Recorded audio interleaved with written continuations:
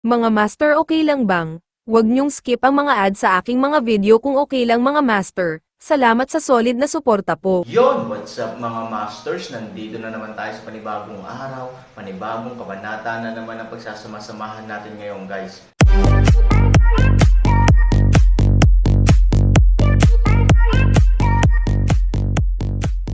Bali mga masters, kung bago ka pa lang po sa aking YouTube channel, please click the subscribe button, lalong-lalo na po yung notification bell guys, para maging connected pa rin tayo sa isa't isa at maging updated kayo sa mga susunod ko pang video.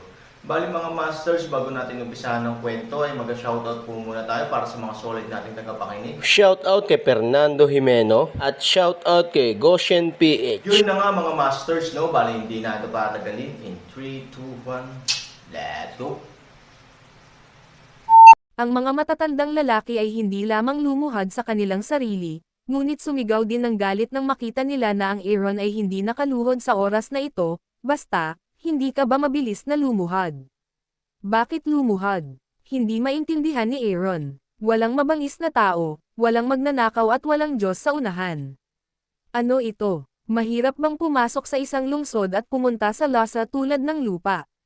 3 lumuhad at 9 na pagsamba. Bakit ka lumuluhod? Nagpapanggap ka pa na nalilito ka dito.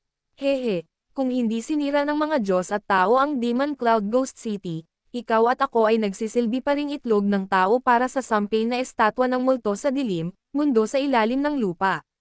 Paano ka magiging malaya? Oo, ang tao ng Diyos ay hindi humihingi ng pagbabalik, ngunit ang mga taong tulad natin ay dapat na madama ito sa ating mga puso. Sa makatuwid, ang bawat alipin na pinalaya mula sa mundo sa ilalim ng lupa ay dapat yumuko sa langit bawat libong hakbang upang pasalamatan ang Diyos para sa kanyang kabaitan. Pagkatapos ay yumuko ang 5 matandang lalaki at sumamba sa langit. Kami ay nagpapasalamat sa biyaya ng Diyos. Napangiti ng mapait si Aaron at tumangala sa harapan, ngunit nakita niyang ang mga tao sa harapan ay talagang lumuhad at sunod-sunod na sumasamba sa mga oras na ito. Walang utos mula sa sinuman at ang Buddha ay may lihim na pagkakaunawaan sa isa't isa. Bastard, hindi ka ba luluhod? Galit na nanlilisik ang matandang lalaki pagkatapos nilang gawin ang kanilang pagyuko. Walang pagpipilian si Aaron kundi ngumiti ng mapait, kaya kinailangan niyang tumahimik, bahagyang nakaluhod at parang, hindi ko narinig na sinabi ng Diyos na nagligtas sa iyo na kailangan niyang magpasalamat sa Kanya. Kung hindi kailangan ng Diyos at ng tao, hindi natin gagawin. Galit na sigaw ng matanda. Bye. Walang choice si Aaron kundi ngumiti ng mapait. Para hindi na magalit ang matanda, nagalit siya at binasag ang katawan. Sumunod na lang siya sa 5 tao para sumamba. Anyway, natural na sumamba sa langit at lupa at sambahin ang iyong mga magulang. Unang kita ko pa lang, pero hindi naman kawalan. Mabuti naman. Nang matapos ang mga matatandang lalaki sa pagsamba at nakita ang Aaron na sumasamba din, isa-isa silang ngumiti ng maligaya. Ang dakilang biyaya ng Diyos at ng tao ay parang muling pagbubuo ng mga magulang. Tandaan na isa-isip ito at huwag itong pabayaan. Ipagpatuloy natin. Ngumiti ng mapait si Aaron. Hindi niya talaga akalain na may gagantay sa kanya ng ganito. Gayunpaman, nang makitang sila ay lubos na nagpapasalamat, ang Aaron ay nasa napakagandang kalagayan. Ang makitang masaya ang iba, ang pinakamalaking kahalagahan ng pagtulong ay ganoon din.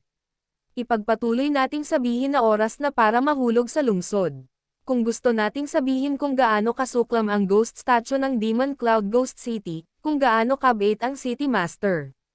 Ang masamang birtod na ito ay napakalapit sa isa't isa, minsan kailangan mong magdadalamhati na ang kalooban ng Diyos ay gumawa ng mga tao sa mundo. Totoo. Kung tutuusin, maliit lang ang lugar noon, dahil dito naninirahan ang karamihan sa mga dumaraan na mga ngalakal. Sinong mag-aakala na ito ay umunlad sa napakataas na sukat? Bagaman ang Panginoon ng lungsod na dapat ay nahulog sa lungsod ay isinilang sa isang malaking pamilya, siya ay isang babae at inabando ng anak. Siya ay na-demote dahil sa kanyang abang kapanganakan. Siya lamang ay nagkaroon ng tulong ng kanyang tiyuhin at hinikayat ang kanyang ama na magtrabaho sa ilalim niya. Gayunpaman, hindi niya nais na makuha ito.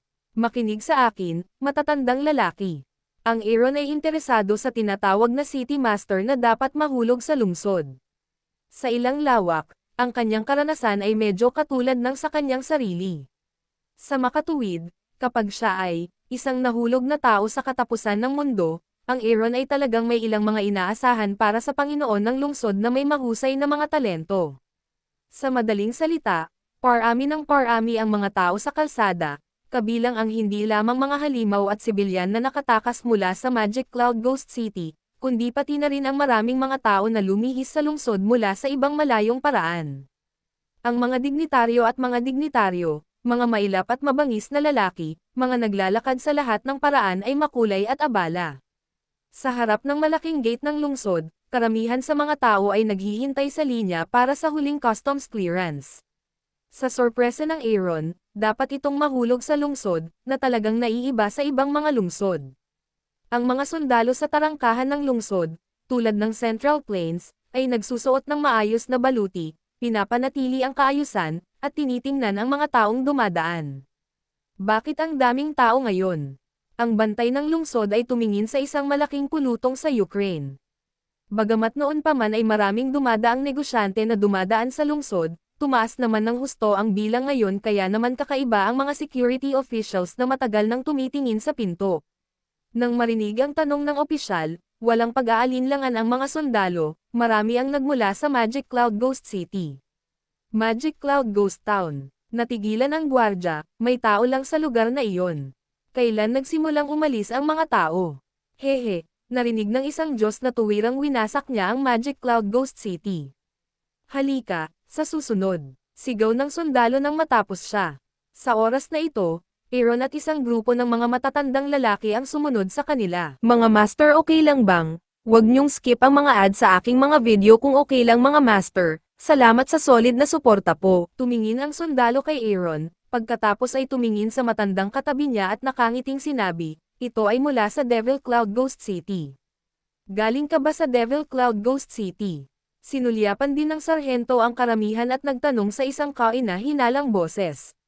Sabihin sa aming team leader kung ano ang nangyari sa iyong Magic Cloud Ghost Town. Oo, ang nangungunang matandang lalaki ay tinawag na Laoju. Sa oras na ito, sumagot siya, may isang Diyos na tao na unang pinutol ang jade sa mukha ni Shire, pagkatapos ay pinatay ang ghost statue ng Ghost City, at lubos na winasak ang Ghost City ng Diablo Cloud. Ngayon, ang Ghost City ng Diablo. Ang ulap ay opisyal na inihayag na mawala sa lupain ng pamilya ng Diablo, at ang aming mga nakakulong na alipin ay nagbigay sa amin ng maraming pera at pinabayaan ang aming mga sarili. Sa pagsasalita tungkol dito, tila labis na nasasabik si Laoju. Ginugol niya ang karamihan sa kanyang malupit at madilim na buhay sa Magic Cloud Ghost City. Siya ay nanginginig bawat taon. Ngayon, kapag ang mga tao ay matanda na, hindi sila natatakot na kumawag. Kapag namatay sila, bigla silang nakalaya. Malinaw, ang pananabik ng kawalan ng pag-asa at pag-asa ay lampas sa pangunawa ng mga ordinaryong tao. Talaga. Kumunat ang noo ng guard na halatang hindi makapaniwala. Bagamat mas marami ang sinabi ng sundalo ngayon, hindi niya ito isinapuso. Kung tutuusin, dapat ay nahulog na siya sa lungsod at nakipagsagupaan sa Magic Cloud Ghost City kanina. Bagamat ang dalawang panig ay nanalo ng malaking tagumpay sa digmaang iyon, naunawaan ng lahat ng kasali sa digmaang iyon.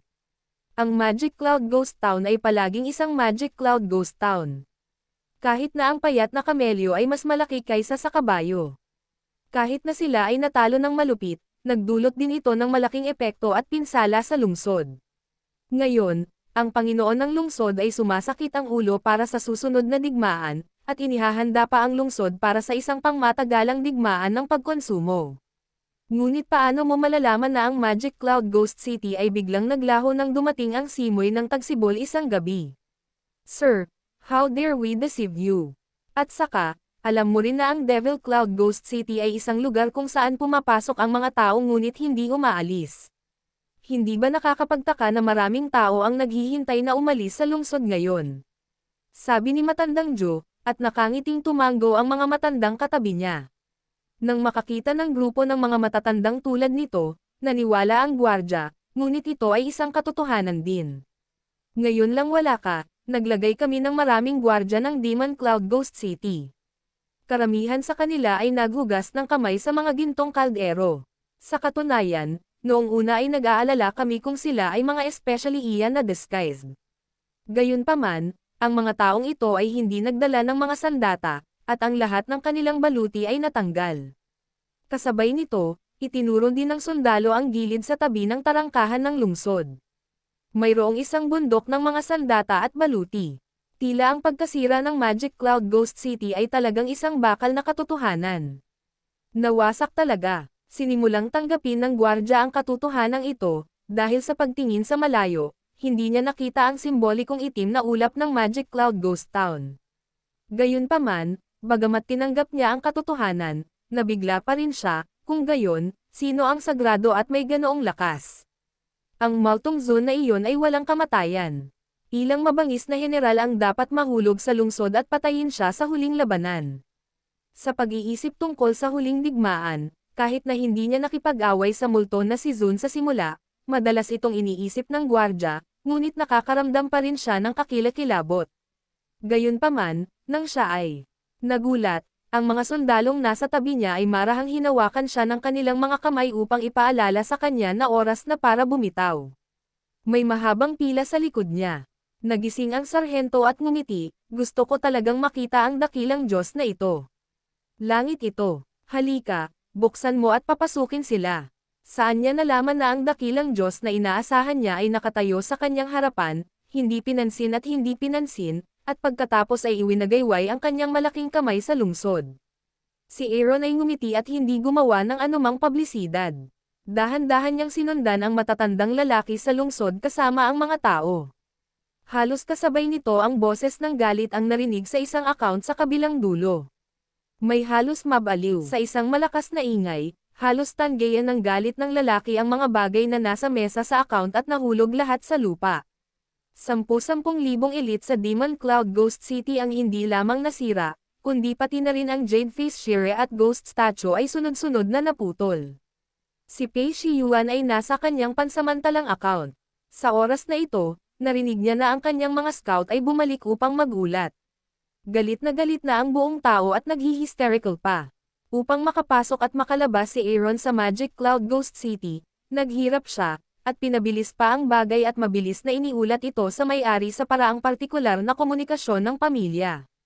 Ngunit sa hindi inaasahan, kahit na ipinadala ng Master ang Jade Face Shire at 7 prinsesa upang pumunta doon, ang tila hindi maiiwasang bagay na ito ay naputol na sa kalagitnaan. Tao lang tong lalaking to. How can he bother so much? Hindi talaga maintindihan ni Pei Shiyuan. Matalo man siya, hindi mahalaga. Kung tutuusin, pabaya talaga ako, pero this time iba na ang Magic Cloud Ghost Town. Ito ay isang death zone na kumakain ng mga tao at hindi dumura ng mga buto. Pinagsama-sama ko ang napakalaking puwersa, ngunit bakit nabigo pa rin sa huli? Ayaw niya at hindi niya maintindihan. Wala akong pakialam kung sino siya. Dapat kang makipag-ugnayan kaagad sa 7 prinsesa at hilingin sa kanya na kunin ang mga natitirang sundalo ng Magic Cloud Ghost City at ang kanyang sariling mga tauhan at mga kabayo upang tugisin sa likod.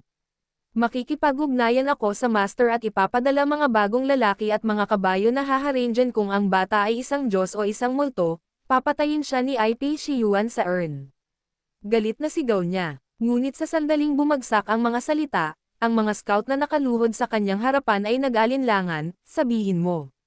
Sabihin mo, 11 matatanda, 7 prinsesa, siya. Ano ang problema niya? Hindi ba? Agad namang nagtaka si Pei Shiyuan. No, it's after the ghost town of Magic Cloud was destroyed, the 7 princes. She and a group of attendants suddenly disappeared mysteriously. Bang! Nang marinig ito, naramdaman ni Pei Shiyuan ang kadiliman sa kanyang harapan. Ilang beses siyang nadapa at ibinagsak ang mga mesa at upuan sa tabi niya. Sa hindi inaasahang pagkakataon, muntik na siyang mawalan ng malay. Ano? 7 prinsesa, nawawala siya. Medyo maputi ang mukha ni Pei Shiyuan.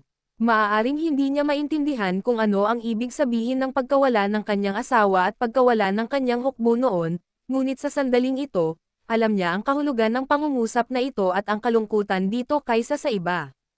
Eksakto. Ibinaba ng scout ang kanyang ulo at hindi ng ahas na tumangala. Hinawakan ni Pei Shiyuan ang kanyang dibdib at tumalon ang kanyang chi at dugo. Naramdaman lamang ng buong tao na ang kanyang dugo ay patuloy na umaagos patungo sa kanyang sariling celestial cover, at ang iba ay magiging manhid. Paano ito nangyari? Paano nangyari ito? Nag-alinlangan siya ay walang Diyos. Gayunpaman, sa oras na ito, malumanay na bumukas ang kurtina, at dahan-daang pumasok ang espesyal na sugo. Sa sandaling makita niya ang espesyal na sugo, si Pei Shiyuan ay nagmamadaling naglakad, espesyal na sugo, Magic Cloud Ghost Town. Gusto lang niyang pag-usapan ang kasalukuyang sitwasyon doon, ngunit ang espesyal na sugo ay ikan-away ang kanyang kamay at malamig na sinabi, hindi na kailangang sabihin, alam ko na. Iyon, si Pei Shiyuan ay balisa at ayaw. Mukhang nakatagpo na tayo ng totoong kalaban. Kumunot ang noo ng espesyal na sugo, ngunit muling ngumiti at sinabing, sa palagay ko, pansinin mo ito kung wala siyang kakayahan, paano siya magiging matapang. Hindi ko alam kung ano ang gustong pasukin ng lalaking ito sa pamilya ng demonyo, pero may isip na hindi magiging mapayapa ang lugar ng pamilya ng demonyo. Huwag kang masyadong mabalisa sa pakikitungo sa gayong tao. Hindi ka makakain ng taba sa isang hininga. Tinapik si Pei Shiyuan sa balikat. Medyo malamig ang itsura ng espesyal na sugo at nag-alinlangan sandali. Malamig niyang sabi, oras na para pumunta sa syudad. Naiintindihan ni Shiyuan. Malamig ang mga mata ni Pei Shiyuan, at mabilis niyang iniyuko ang kanyang mga kamay at umalis sa account. Pagkaalis ni Pei Shiyuan, ang mapanglo na lamig ng espesyal na sugo ay naging bangis. Malamig niyang ikinuyom ang kanyang kamao at sinabing, mukhang mayroon tayong Ben Special Envoy para makalabas ng personal sa pagkakataong ito. Anak, mas mabuting huwag mo akong hayaang mahuli ka.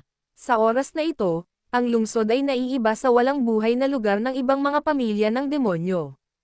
Ito ay medyo aktibo at masayang maingay sa Central Plains.